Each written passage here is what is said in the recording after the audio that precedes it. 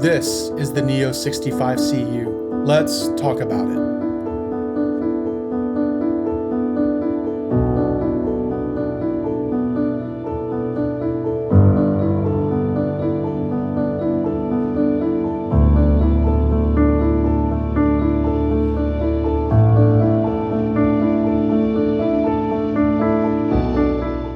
Hey everyone, welcome back to the channel. Today we're going to take a closer look at the Neo65 Cu. Let's get right into it. The first thing that stood out to me, the thin bezels. That's because Neo removed the ball catch system, and honestly, I think that was the right call. It makes the board look a lot cleaner. And speaking of looks, the side profile. Easily my favorite angle of the board. Just a super nice curve that gives it a nice, clean, and modern look. One thing I liked, a black polypropylene plate option. I prefer my plates to disappear once the board is assembled, and black just blends in better. But overall, I like the aesthetic choices they made here. And probably the most polarizing part of the aesthetics is the bottom weight with the compass logo. It's something you either love or hate. It's not really for me, but because it's on the bottom weight, it doesn't bother me too much, especially considering everything that this board has to offer. Also, if you go wired only, you get an extra stainless steel weight where the battery will normally go.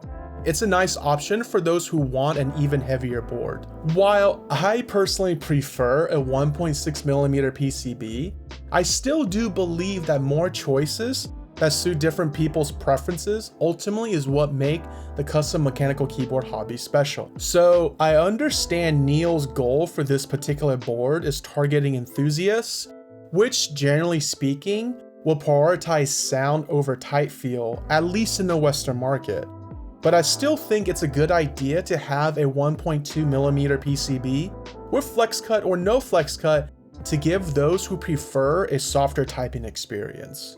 Don't get me wrong, this board is pretty comfortable to type on, but there are just softer typing boards that's available from QK and Neo's line of boards.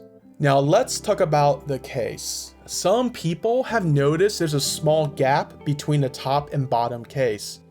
And honestly, I have not noticed any impact on performance or sound at all.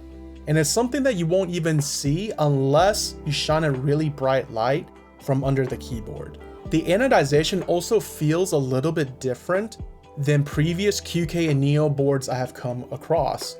There's nothing wrong with it, just feels a little different. And in fact, I actually prefer this anodization over the previous line of boards. One small tweak I like to see, angled screws for the top case, kind of like what the Pangea Mini does. It will make the assembly a little bit easier and also helps with not scratching your top case with your screwdriver. That said, I love they kept the magnetic pogo connector for the daughter board. It just makes assembly and maintenance that much easier. Alright, let's talk about the mounting system because this is interesting. Neo has ditched the ball catch system, which by the way has been in all of their boards since their first release, for traditional screw mounts. And honestly, big improvement in sound. I'll have a sound test comparing this later, so stick around. Now, I am glad they brought back screw mounting, but I don't love that I have to remove keycaps to pull the PCB assembly out. And I understand this probably does not apply to most people, but if you frequently swap out your keycaps like I do for content, this can get annoying pretty quickly. And frequent removal can wear down keycap stems over time. So my suggestion is, instead of screwing in from the top, I will move that to the bottom case. So that way when you're tightening up the case, you don't have to remove any keycaps. A couple building tips if you're assembling this board. Do not over tighten the screws, particularly the top mount ones. Once you feel resistance, stop. And be very careful with the adhesive feet. Just lay them down gently and do not tug on them at all. For whatever reason, they stretch out really easily. For stabilizers, we use the Type Plus stabs for our test builds. These have been great for our testing because they don't require much tuning or retuning later on, which makes them great for control sound tests. But I'm curious, what stabs do you prefer? Drop a comment and let me know. Here is our control sound test. And as usual, it is MX Black on the aluminum plate with no foam.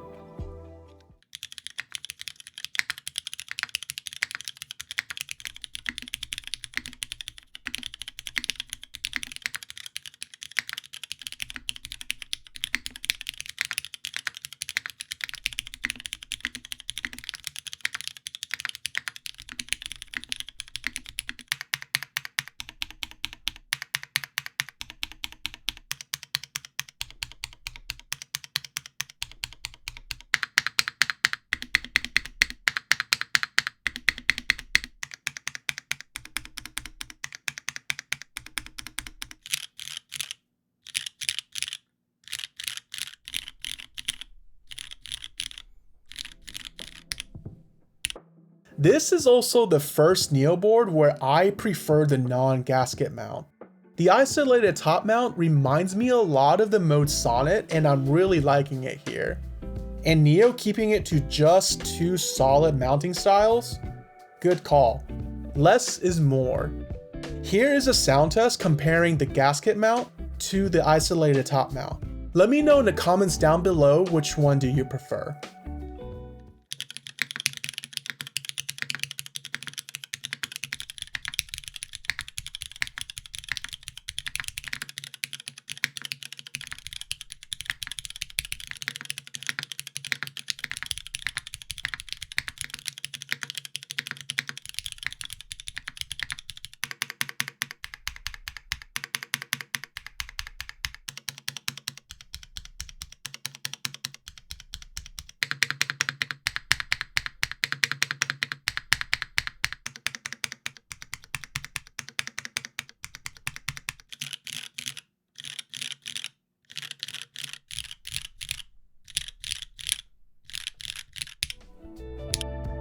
One thing I'd love to see in the future, different gasket hardness for the CU line. This will give people flexibility to fine-tune their tight feel and sound. Alright, let's talk about sound. The Neo65 Cu and the 60 Cu have really impressed me here. They have really closed the gap when compared to designer boards.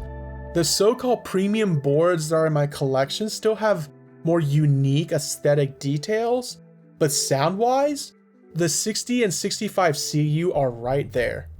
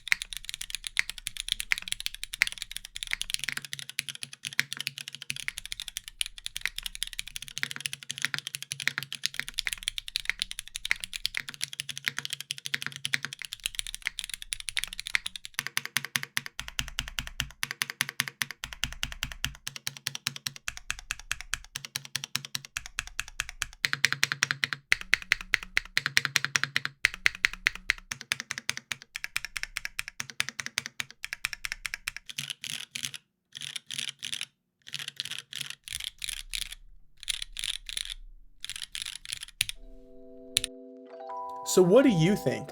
Let me know which one is your favorite in the comments. Now here's where it gets crazy. The pricing is insanely competitive. There are boards where the copper bottom upgrade alone costs more than the most expensive version of the Neo65 Cu. Let me say that again. The copper bottom upgrade alone costs more than the most expensive version of the Neo65 Cu. That's absolutely wild. So overall, here's my take. The sound and build quality, easily one of the best in its price range. Weight and feel, it feels like a premium board. It is heavy and dense.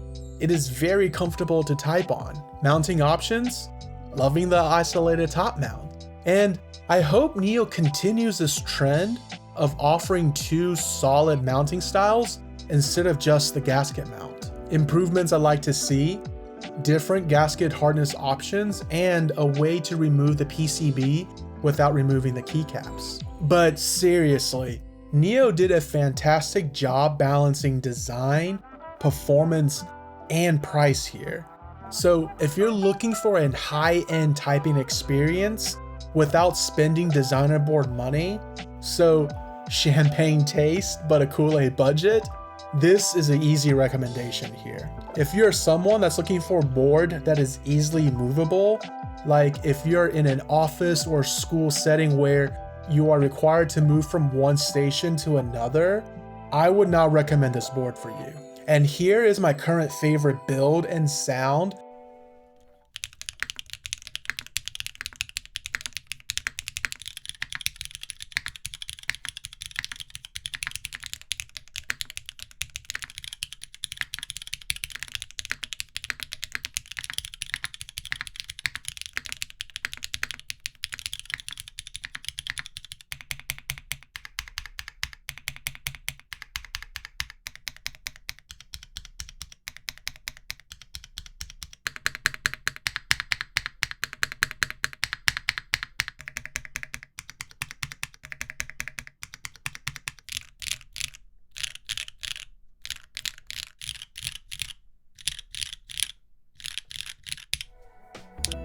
Let me know in the comments, what do you think of the Neo65 and 60 Cu?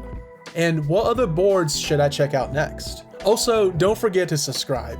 We're doing a deeper dive into mounting system, particularly comparing the Neo60 Core and the Neo60 Cu. You won't want to miss it. I'll see you in the next one.